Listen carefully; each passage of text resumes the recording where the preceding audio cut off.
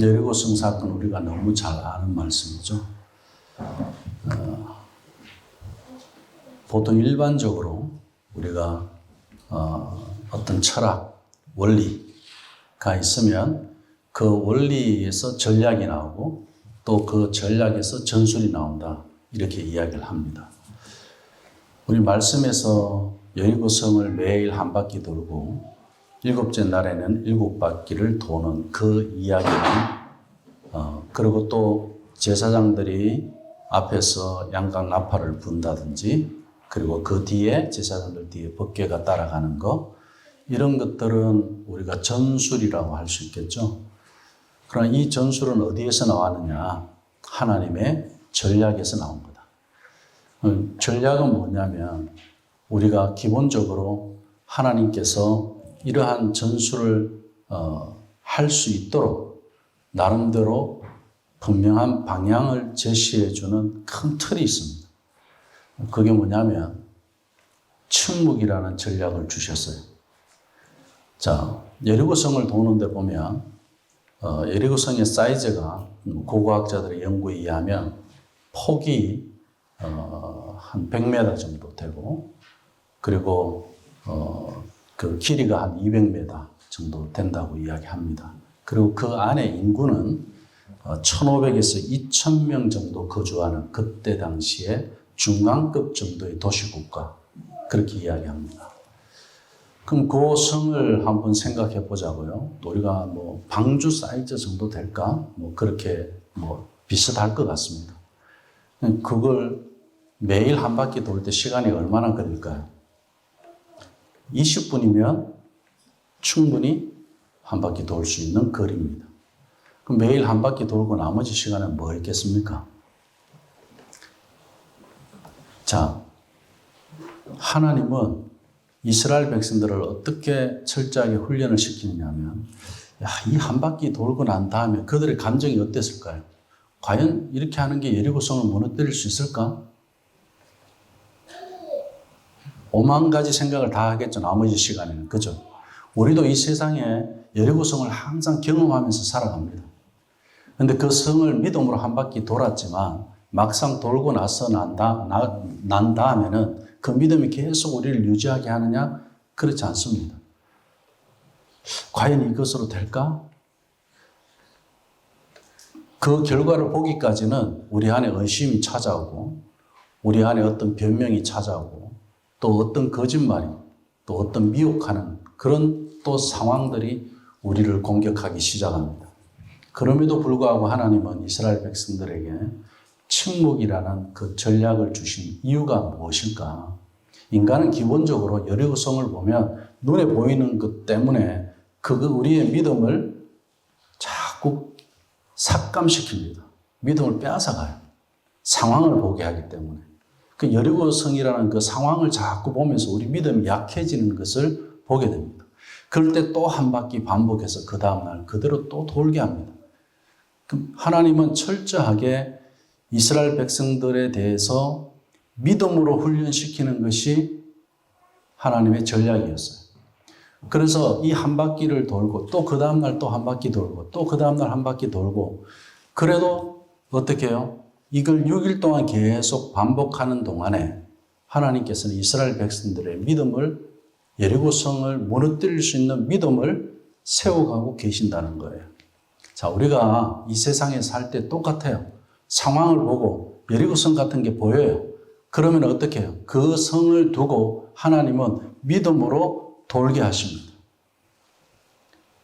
그렇게 하면서 그 반복되는 일들을 통해서 여전히 여리고성은 존재하고 남아 있습니다. 그렇지만 매일 한 바퀴 도는 그 과정 속에서 우리는 믿음이 자라고 있습니다. 저는 매일 한 바퀴 도는 여리고성의 이 한 바퀴가, 우리 흔히 어떤 사람들은 뭐 땅 밟기 이야기하고 그러는데, 그 매일 말씀을 묵상하는 시간과 같이 느껴졌습니다. 오늘 아침에 우리가 하나님 말씀을 묵상하고 또 세상의 여리고성을 향해서 우리는 또 한 바퀴 도는 삶을 살아요. 그죠? 그 상황을 봅니다. 그러면서 여전히 그 다음 날에도 우리는 어떻게 해요? 하나님의 말씀을 붙잡고 또 여리고성이라는 그 환경 속에, 상황 속에 들어갑니다. 우리 삶이 여리고성에 하나님이 주신 이 전략과 전술 안에 있다는 것을 생각하게 됐습니다. 저는 매일 말씀을 묵상하는 것이 그랬습니다. 이번 주 같은 경우는 어땠습니까? 스데반의 죽음이 그냥 죽는 게 아니었어요. 청년 사도 바울에게 엄청난 쇼크를 줬죠. 그때까지는 예수님을 믿는 사람들을 핍박하던 그 사울을 두고, 또 스데반의 그 죽음은 죽음으로 끝나지 않았어요. 그 죽음을 통해서 많은 믿는 자들이 핍박 가운데 흩어지면서 오히려 복음이 더 확장되는 일이 생겼습니다. 매일 우리에게는 이런 믿음에 대한 그런 테스트와 그리고 하나님의 전략과 전술 속에서 우리의 삶은 반복되어져 갑니다. 또 베드로는 어땠습니까? 베드로의 선입견은 여전히 그에게 있어서 여리고성과 같은 선입견이 있었습니다.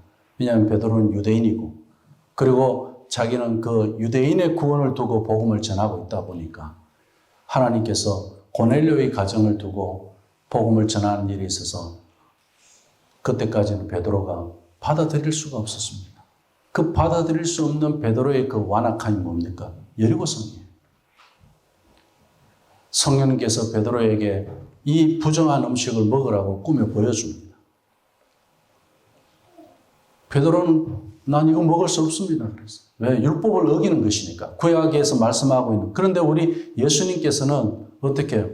율법을 완성하신 분이고 먹으라고 하는 그것에 자기의 선입견과 자기의 그런 신앙관, 그 경험이라는 그 여리고성으로 인해서 베드로는 거부했던 겁니다. 우리에게도 그러한 것들이 많습니다. 여전히 우리에게는 세상 속에 여리고성이 있고, 그리고 또 신앙의 여리고성이 있습니다. 내 경험과 그리고 내 생각의 그런 주관이 이것이 하나님의 말씀이라고 그렇게 믿었던 그 경험까지도 베드로가 구약의 말씀을 따라서 순종하는 것이 무엇이 잘못입니까? 그런데 그 말씀을 반전으로 우리 예수님께서는 먹으라고 그런단 말이에요. 성령님께서 그렇게 지시를 하니까. 하나님은 고넬료의 가정을 구원하기 위해서, 고넬료와 그 고넬료의 가정을 구원하기 위해서 지금 이런 일을 하시는 거예요. 하나님은 그냥 일하시는 게 아니라 하나님은 다 전략이 있고 전술이 있는 겁니다. 그럼 오늘 우리가 이 말씀에서 하나님의 그 전략 속에서, 그 전술 속에서 하나님이 하시고자 하는 목적이 있을 거 아니에요. 그것을 오늘 본문 말씀에서 우리가 한번 찾아보자는 겁니다. 심지어 우리는 이번 주에 말씀 묵상 속에서 베드로가 고넬료의 가정과 그리고 고넬료와 고넬료의 가정을 구원하는 그 복음을 전하는 일들을 통해서 구원하는 것뿐만 아니라 심지어 바울과 실라는 어땠습니까? 복음이 아시아에서만 있었어요. 그래서 바울도 여전히 그 아시아에서 복음을 전하는 일로 끝내려고 했어요. 그런데 성령님께서는 어떻게 해요? 그때 당시에 야만인들이 우글거리면서 산다고 하는 그 유럽 지역, 그렇게 소문으로만 들었던 그 유럽을 향해서 우리 성령님은 바울에게 이야기합니다. 아시아로 가지 말고 유럽으로 가라는 거예요. 그래서 제일 첫 번째 간 곳이 마게도냐, 이 빌립보예요. 거기 가면은 다 잘 될 줄 알았죠. 하나님 가라고 했으니까, 다 준비해 주셨으니까 좋은 일들만 있을 줄 알았어요. 근데 어떻게 됐습니까? 예수님을 믿지 않는 그 점쟁이를 복음을 통해서 귀신을 내쫓고 그리고 예수님을 믿게 했는데 그것이 계기가 돼서 오히려 바울과 실라는 매를 맞고 온몸이 피투성이가 되고 망신창이가 되어서 그것도 어떻게 해요? 감옥으로 들어가게 됩니다. 이렇게 하려고 하나님께서 여기 보내셨느냐? 하나님은 빌립보라는 마게도냐라는 그 여리고성을 바울과 실라를 통해서 점령할 수 있도록 전략을 가지고 하나님께서는 하셨습니다. 그 전략이 어떤 거였습니까? 매 맞는 것도 하나님 전략이었어요. 감옥에 갇히는 것도 하나님의 전략이었어요. 감옥에 옥문을 여는 것도 하나님의 전략이었고 전략 안에서 다 움직이는 전술들이 있었어요. 그래서 천사들이 또 감옥에 옥문을 열었을 때 바울은 어떻게 했습니까? 우리 같으면 하나님께서 이렇게 역사해 주시고 드디어 나를 이 핍박과 환난 속에서 벗어나게 해주시는구나 하고 감옥에서 도망갈 수 있겠죠. 빨리 나가자고 신라와 함께. 저는 다리로 아니면 어떠한 방법이라도 가지고 도망을 가는 것이 우리 일반적인 생각들. 우리 신앙 안에 이런 모순된 여리고성의 신앙이 많이 있습니다. 그게 어떤 걸까요? 내 생각, 자기 이기적인 이기적인 신앙, 그런 자기중심적인 신앙에서 해석을 하고 내리는 그런 잘못된 여리고성의 모습들이 우리에게 있다는 거예요. 저는 아이들과 그런 이야기를 나눴어요. 바울과 신라의 그 감옥 사건을 두고 저는 메노나이트에서 항상 우리가 강조하는 그림이 하나 있어요. 아마 우리 키친에 가서 그 메노나이트 박물관에 가본 사람들이라면 그 그림을 다 봤을 겁니다. 강을 건너는 두 사람 중에 한 사람이 그 겨울에 강에 얼어 있는데 그 얼음 구덩이에 빠졌어요. 그리고 한 사람은 그 사람을 건지는 모습의 그림입니다.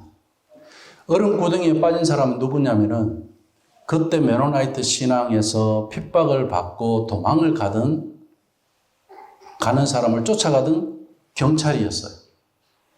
그 경찰이 얼음 구덩이에 빠졌어요. 근데 도망가던 메노나이트 신자는 그것을 보고 다시 돌아와서 그 사람을 손을 붙잡고 건져줍니다. 우리 같으면 어떻게 생각하죠? 왜 이기적인 신앙이라고 제가 말씀을 드리냐면요.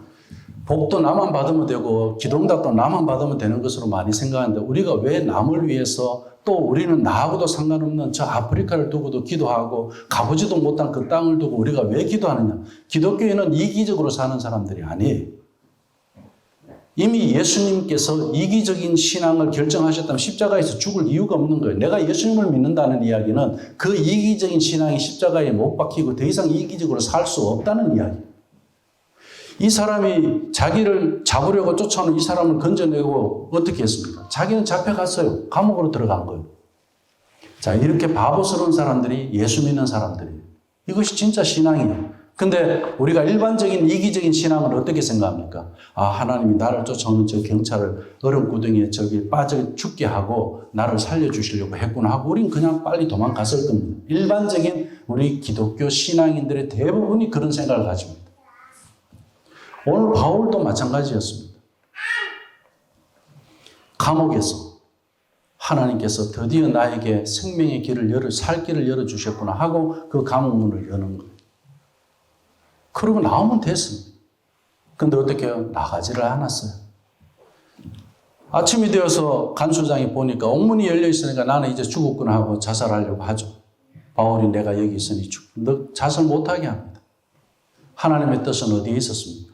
그 간수장이 예수님을 믿고 그 간수장의 가족까지도 예수님을 믿게 하고자 하는 하나님의 전략이 그 안에 있었습니다. 항상 우리가 기억해야 될 것은 하나님께서는 영혼 구원의 목적을 두고 모든 일을 하신다는 걸 기억해야 됩니다.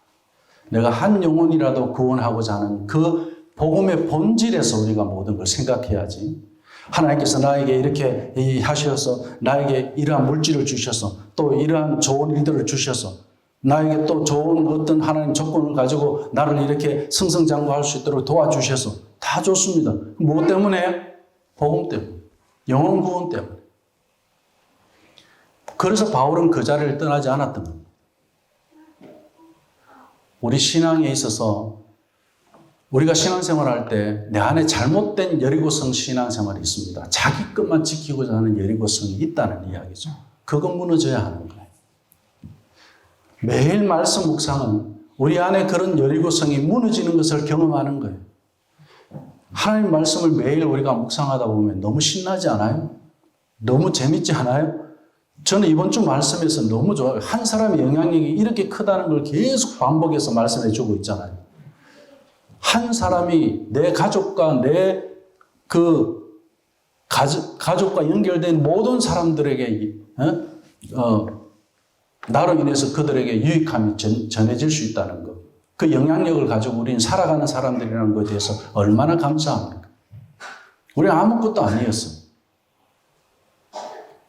우리의 기도의 제목을 다시 한번 점검해 봐야 됩니다. 나의 여리고성을 쌓기 위해서 기도하고 있는지, 아니면은 이 여리고성을 날마다 믿음으로, 말씀으로 무너뜨리기 위해서 우리가 한 바퀴 또 돌고 하나님께 맡기고 침묵하고 그분을 의지하고 그렇게 하루하루 우리가 살아가는 것인지, 이걸 먼저 우리가 한번 점검해 보는 시간이 필요합니다. 그리고 오늘 말씀에서 하나님께서 그걸 왜 여리고성을 무너뜨렸냐는 거예요. 이유가 있습니다. 제일 첫 번째는 그 여리고성 안에 하나님의 구원을 보여주기 위해서 그런 거예요. 여리고성 안에 구원을 받을 수 있는 기회가 있는 사람들이 많았습니다. 그런데 여리고성 안에 얼마나 많은 죄들이 있었느냐. 오늘날 우리가 지탄받고 있는 모든 죄들이 그때도 당시에 있었습니다. 더한 것들도 있었어요. 심지어 동성애뿐만 아니라 수간도 있었고, 그리고 거기에 또 어린아이들 그 몰렉 신앙 있잖아요.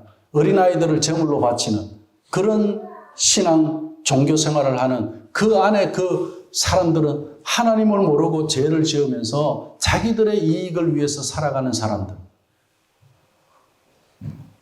그런 데서 자기들과 전혀 다른 방식으로 살아가는 사람들이 저 강 건너에서 지금 오고 있다는 이야기를 들은 그 성 안에 그 많은 사람들 중에서도 누구만 믿었죠? 라합만 믿었던 거예요. 이 사실.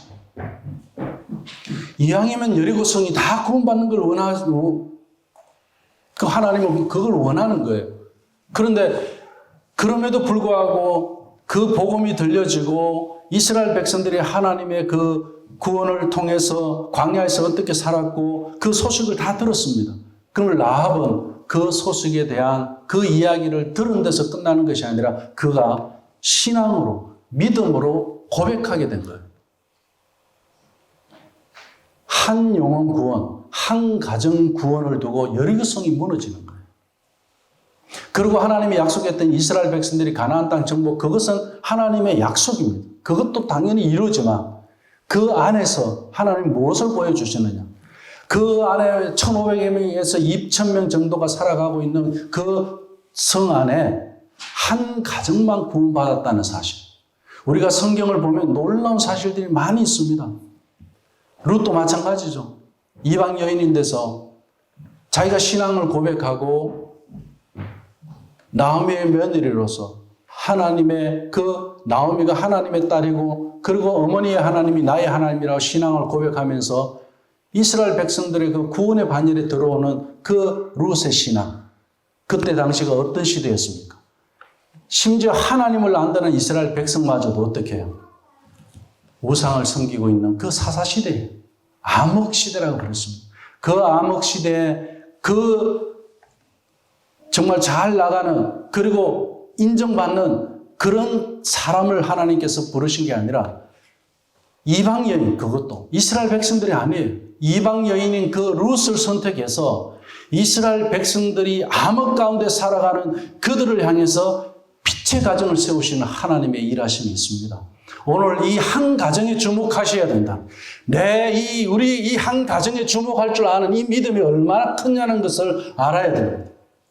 라합 한 사람이 그 가정에 미치는 영향이 얼마나 크냐, 룻 한 사람이 그 가정에 미치는 영향이 얼마나 크냐. 그런데 그들이 하나님 앞에 세워져 가는 데 있어서 그들이 무슨 신앙이 얼마나 좋아서, 믿음이 좋아서, 하나님을 얼마나 잘 알아서, 단지 그들은 하나님 앞에 신앙을 고백한 그 고백 하나를 통해서 하나님께서는 그렇게 일하셨어요.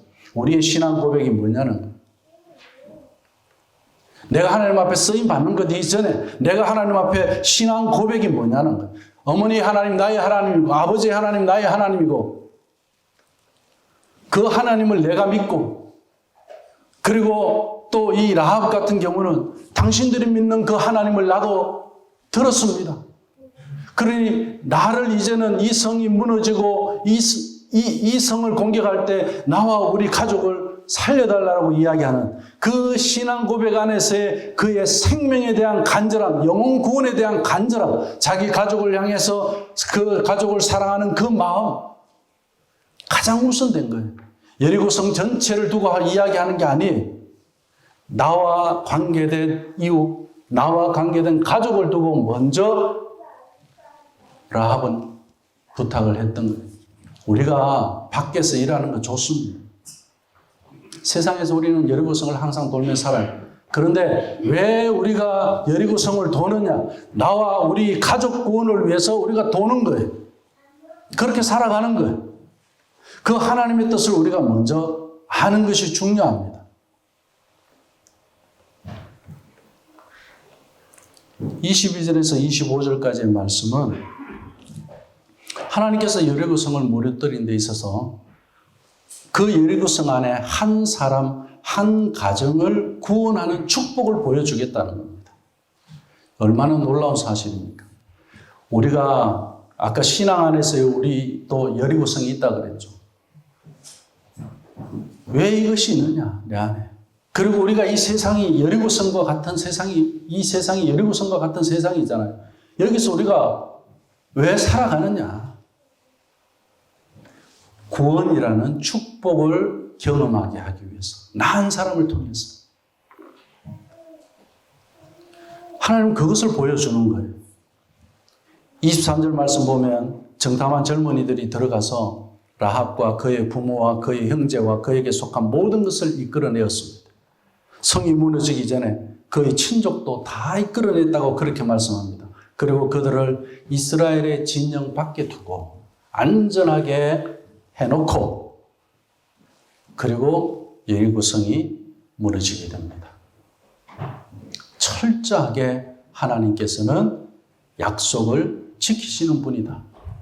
그렇다면 우리는 여리고성을 두려워할 게 아니고 오히려 이 여리고성을 두고 철저하게 하나님께서 어떻게 해요? 이 성이 무너지는 것을 보여주기 위해서 나를 먼저 구원해 주셨다는 사실이에요.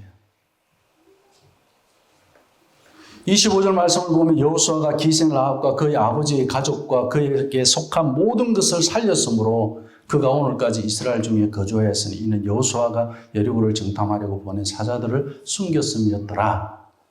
이렇게 말씀하고 있습니다. 기생 라합이 이제는 어떻게 해요? 하나님의 나라에 속하게 되는 예수님의 족보 속에 들어가는 가문을 얻게 됩니다. 이 라합이 혼자 믿게 되었던 이 사실은 하나님께서 이제 어떻게 해요? 라합을 통해서 네 가족도 네 친척도 네 부모가 구원 얻고 온 가문이 전부 구원을 얻는 것을 하나님께서는 보여주신 겁니다. 우리에게도 가족 구원의 문제가 있어요. 친척 구원의 문제가 있어요. 그러나 하나님께서 나를 먼저 믿게 하신 이유는 어디에 있다는 이야기입니까? 이들을 구원하시기 위한 하나님의 뜻이 있다는 이야기예요. 믿으십니까? 이 나 한 사람의 믿음의 영향력을 과소평가하지 말라는 이야기예요. 나 한 사람의 믿음은 우리 가정과 연결되어 있고 우리 가족과 연결되어 있고 우리 후손과 연결되어 있고 내가 심지어 죽어서 천국에 간 그 뒤에라 할지라도 하나님의 그 약속은 계속 이어지고 있다는 사실입니다. 기생 라합이 그것으로 끝나지 않았죠. 다윗 왕의 정조 할머니가 됐습니다. 이 라합을 통해서 보아스가 태어나요. 보아스의 아내는 또 누굽니까? 룻이에요. 계속 이방 여인이 예수님의 가문으로 족보에 들어오기 시작합니다. 이방인 구원에 대한 하나님의 뜻이죠. 하나님이 이런 전략을 가지고 여리고성을 무너뜨리는 거지 그냥 하나님의 그 전쟁을 뽐내기 위해서 아니면 이스라엘 백성들한테 야 전쟁은 내가 해줄 테니까 걱정하지 마. 그렇게 하기 위해서 여리고성 보라는 듯이 그렇게 무너뜨려 주시느냐? 아니라는 거예요. 여리고성을 무너뜨린 것은 한 영혼 구원을 두고 무너뜨린 이야기예요. 우리가 믿음 생활하면서 가족에게 보여줄 수 있는 것, 가정에 보여줄 수 있는 것은요, 하나님께서 여리고성을 무너뜨림을 통해서 예수 믿는 저 사람들, 저들이 믿는 그 예수님이, 그 하나님이 얼마나 능력이 있는가를 보여주는 걸 하나님은 원하셔요. 우리는 그런 영향력을 가지고 살아가는 사람들이라는 겁니다. 마태복음 1장 5절에서 6절 말씀에 보면 살몬은 라합에게서 보아스를 낳고 보아스는 룻에게서 오벳을 낳고 오벳은 이새를 낳았고 이새의 아들이 다윗입니다.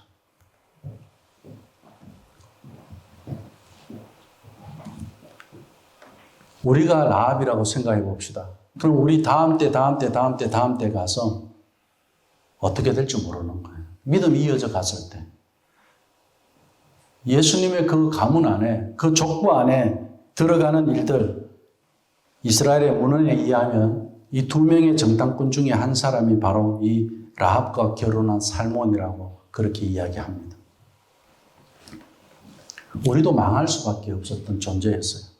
우리도 버림받고 천대받는 기생, 라합만 기생이 아니라 우리도 사탄의 그런 그 종의 그런 그 아래에서는 우리도 여전히 똑같은 거예요. 그런 우리를 예수 믿고 천국의 족보에 올려놓으셨고 그 명부에 올려놓고 하나님의 자녀가 되게 하셨다는 것. 얼마나 감사한 일입니까? 아직 내 가족이 다 믿지 않아도 라합처럼 온 가문에 구원의 역사가 이루어질 줄로 믿고 우리도 힘을 얻었으면 좋겠습니다. 그렇게 믿음으로 기도했으면 좋겠습니다.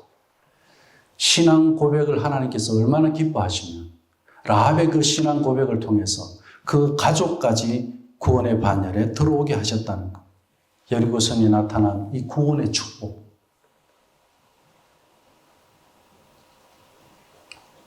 그 2,000여 명 중에 한 사람, 라합. 우리는 그런 사람이에요. 우리의 가정에도 나타날 것을 확신합니다. 두 번째로는 26절 말씀에 보면 하나님께서 첫 번째는 구원의 축복을 주시기 위해서 하나님의 전략의 첫 번째는 구원의 축복을 주기 위해서 여리고성을 무너뜨리셨다. 두 번째는 유산의 축복입니다. 이것을 주기 위해서 여리고성을 무너뜨렸다는 거예요. 26절 말씀에 보면 이 여리고성을 누구든지 일어나서 건축하는 자는 여호와 앞에서 저주를 받을 것이라 그랬어요. 그 기초를 쌓을 때 장자가 죽고요. 그 문을 세울 때는 차자가, 막내가 죽을 거라 그랬습니다. 그런데 역사 속에서 정말 이런 일이 일어났어요. 500년이 훨씬 지나서 여리고성을 다시 세우는 자가 나왔습니다. 그 후손들은 까마득히 몰랐을 겁니다. 이 하나님의 말씀을 보지 않은 자들은, 모르는 자들은 북이스라엘에 아주 악한 왕 아합 왕이 있었죠. 엘리야 선지자가 활동했을 때 아합 왕과 붙은 적이 있었잖아요. 그 아합 왕이 있었을 때 히엘이라는 자가 이 여리고성을 다시 쌓게 됩니다. 그의 자식들이 다 하나님의 저주로 죽게 됩니다. 자, 수백 년이 지나서도 여전히 하나님 말씀은 살아있는 말씀이었고 하나님은 이 말씀대로 그대로 행하셨습니다. 우리의 후손들에 대해서 우리가 왜 기도하고 장차 있을 후손까지도 아직 없지만 또 있을 그 후손까지도 우리의 믿음이 그들에게 얼마나 영향을 미치는가에 대해서 보여주는 거예요. 하나님의 말씀을 믿고 수백 년 동안 가면서 그 여리고성을 다시 쌓는 자가 없었는데 어떻게 아합 왕 때 히엘이라는 자가 그 성을 쌓게 되느냐.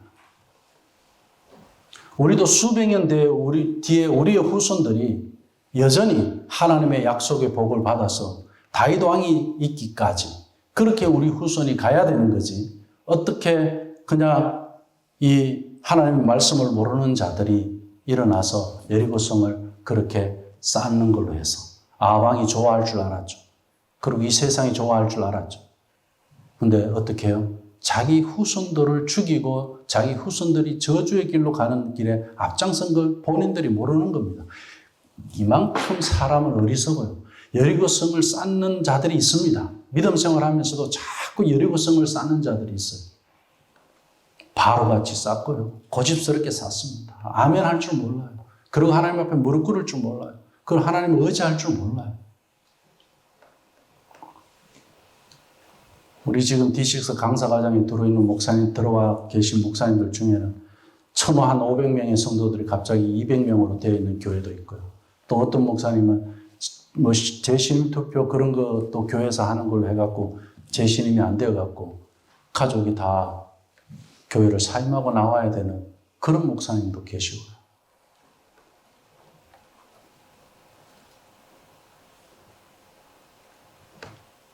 그 일들을 통해서 우리가 배울 수 있는 교훈이 있어요. 그게 누구의 잘못이 아니에요. 우리는 그 일들을 통해서 교회 안에 여리고성을 보는 거예요. 그게 무너지지 않으면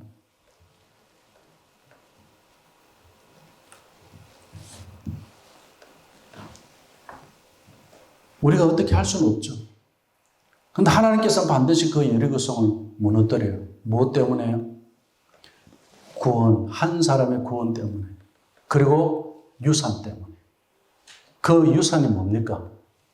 지금 우리가 부정적인 것만 유산으로 받아들이지 않고 긍정적인 것만 받아들이는 그런 생각은 갖지 마세요. 내가 지금 고난도 유산이에요. 내가 지금 가지고 있는 가난도 유산이 될 수 있어요. 가난을 유산으로 대물림하는 건 그건 탈무드에서는 그건 저주를 대물림하는 거라고 그렇게 이야기하죠. 근데 탈무드에서는 그렇게 이야기하지만 성경에는 가난한 자가 복이 있다고 그러는데 천국이 내 자에게 될 거라고 그러는데 그건 무슨 말씀이죠? 우리가 성경 말씀 믿어야 될 거 아니에요. 근데 그 가난이라는 건 심령이 가난한 자를 마태복음에서는 이야기하지만 누가복음에 가면은 정말 실제적으로 가난한 사람을 두고 이야기합니다. 심령이 가난한 자, 심령은 빠지고 나와요. 어쨌든 심령이 가난하든 우리가 실제적으로 물질적으로 가난하든 그것은 믿음 생활하는데 아무런 문제가 없다는 이야기예요. 구원을 받는 데는 아무런 조건이 될 수 없다는 이야기예요. 그것으로 구원받는 게 아니라는 이야기예요. 그렇다면은 어떻게 해요? 하나님께서 무너뜨리는 그 여리고성, 그것을 축복의 현장으로, 그리고 하나님의 살아계신 그 증거의 현장으로, 그리고 하나님께서 지키신 그 약속의 현장으로 그대로 놔둬야 되는데 후대에서 이걸 건드리면 저주받을 거다 그 이야기. 자, 지금 이스라엘 백성들에게는 하나님께서 어떤 유산을 주신 거예요? 여리고성이 무너진 것을 유산으로 주신 거예요. 왜 주셨죠? 후대 때문에 주신 거예요. 후대가 이걸 보고 하라는 거예요. 이걸 다시 세우면 안 돼요. 이게 무너진 것을 보면서 후대들이 어떻게 해요? 하나님이 전쟁해 주셨고 하나님이 약속을 지켜주셨고 이 여리고성 안에 있는 모든 사람들이 다 어떻게 해요? 죽었어요. 그런데 오직 누구만 살았어요? 라합과 그의 가족만 살았더라. 그걸 보면서 너희들의 믿음은 여리고성에 함락되어져서 그 여리고성 때문에 못 사는 그 여리고성 때문에 믿음 생활에 문제가 있는 것이 아니라 오히려 그 여리고성을 무너뜨린 그 하나님의 역사, 하나님의 그 일하심, 그 현장을 보면서 믿음 생활을 하라는 이야기. 후대에 주신 유산의 현장입니다. 이 현장은 우리에게도 있습니다. 이걸 우리 자녀들에게 유산으로 남기시고자 하시는 하나님의 전략이 있다는 이야기입니다. 그럼 유산의 축복을 주시겠다. 우리 가정에 나타난 하나님의 권능과 그 축복의 현장들을 자녀들에게 보여주고 믿음을 간직하고 키워줄 수 있는 그런 현장을 유산으로 이어가셔야 한다는 거예요.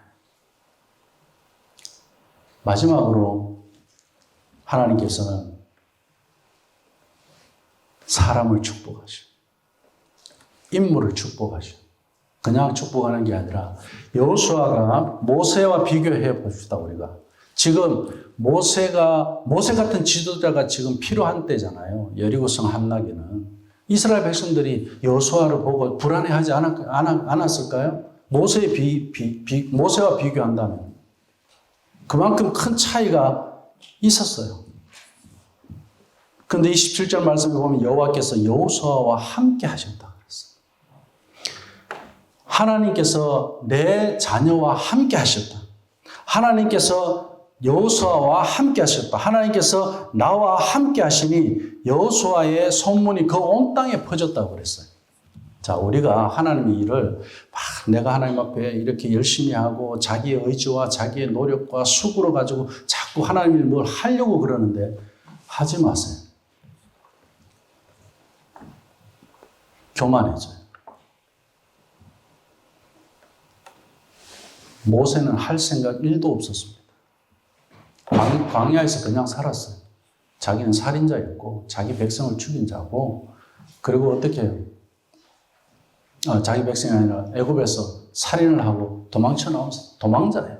그리고 광야에서 그냥 양치며 그렇게 살아가는 사람, 평범한 사람이었어요. 하나님, 제가 다시 애굽에 들어가서 우리 백성을 이끌어내겠습니다. 이런 도전과 결단들이 있어서 그 모세가 그런 일을 했습니까? 안 했습니다. 그런 거 하나도 없었어요.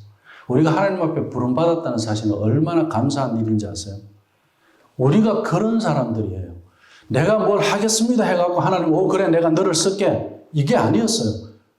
어느 날 갑자기 모세를 하나님께서 선택한 거예요. 하나님께서 어느 날 갑자기 나를 선택해 주신 거예요. 이것은 얼마나 큰 은혜냐면은 내가 너를 쓰겠다는 거잖아요. 내가 너를 인정하겠다는 거잖아요. 내가 너의 죄의 문제를 다 해결하고 구원하겠다는 거잖아요. 그리고 어떻게 해요? 하나님의 뜻에 맞게 내가 너를 쓰겠다는 이야기예요. 이제는 모세는 어떻게 해요? 가서 저 백성들을 이끌어 나와라. 그럼 모세가 한 이야기가, 그러니까 내가 하려고 한 게 아닌데 하나님 갑자기 그러니까 자기도 당황스럽잖아요. 그러니까 나 못합니다 그러죠. 우리 항상 이 고백을, 하나님 저는 못합니다. 나는 할 수 없습니다. 이 고백을 할 줄 알아야 돼요. 하나님 은혜로 내가 쓰임받는 거지, 거기에 내가 일이라도 할 수 있으면 감사한 거예요. 부름을 받았다는 것 자체가, 내가 구원받았다는 것 자체가 기적이고요. 그것, 하나님께서 왜 여리고성을 무너뜨리느냐. 구원받은 나 한 사람 때문에 여리고성이 무너졌다는 사실이에요. 그리고 그 현장을 유산으로 주시기 위해서 하나님께서 여리고성을 무너뜨렸다는 이야기예요. 왜 우리에게 믿음의 간정을 주시고 그 현장을 하나님께서 주시느냐면, 나뿐만 아니라 우리 가족과 우리 후손에게까지도 이 현장을 통해서 하나님은 계속 약속을 이루어 가시고 말씀해 주시고 계신다는 거예요. 얼마나 감사한 일이에요. 쓰임 받는다는 거. 우리 예수교회는 저는 항상 떨려요, 하나님 앞에. 왜냐하면 D6를 통해서 하나님께서 이렇게 일하신다는 거예요. 왜 우리가 거기 쓰임 받는 거죠?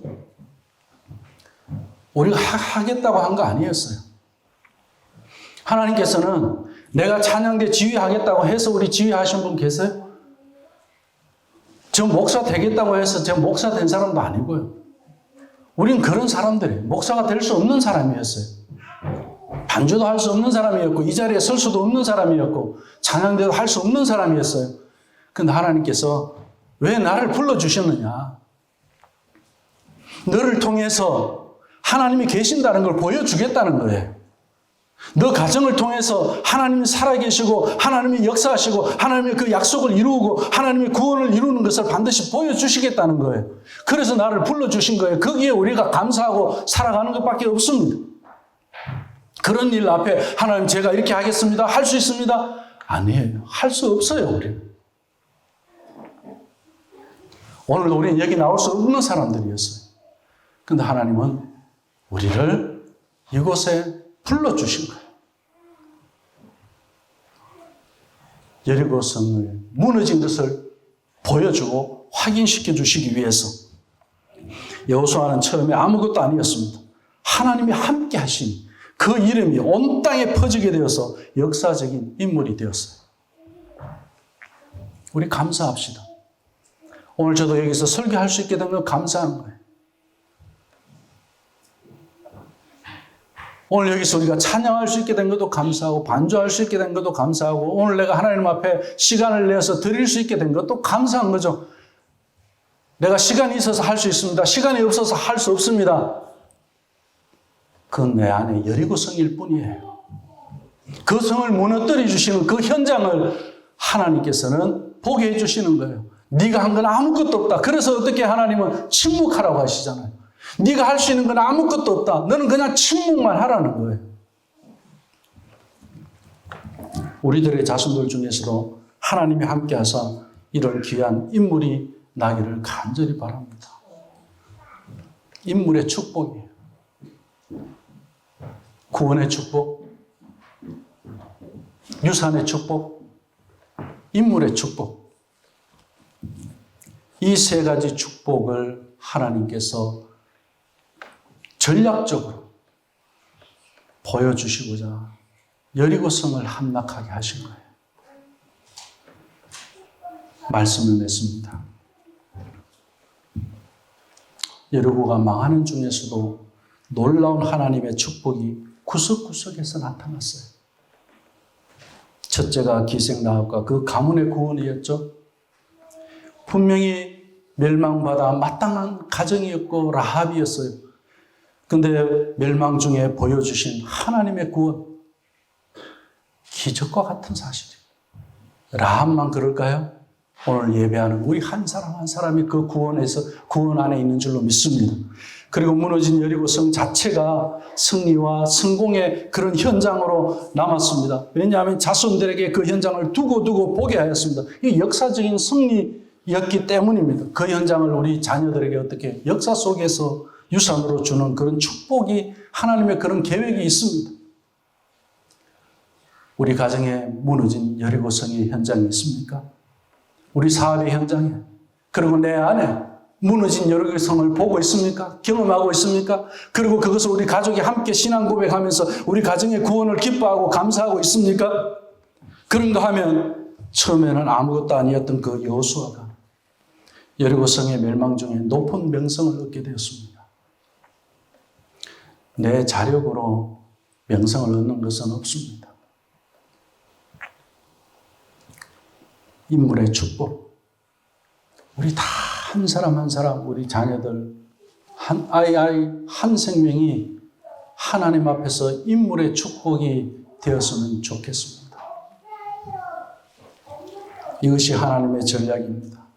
여리고의 축복이 우리와 우리 가정 그리고 후손들의 것이 되기를 주님의 이름으로 간절히 축원합니다.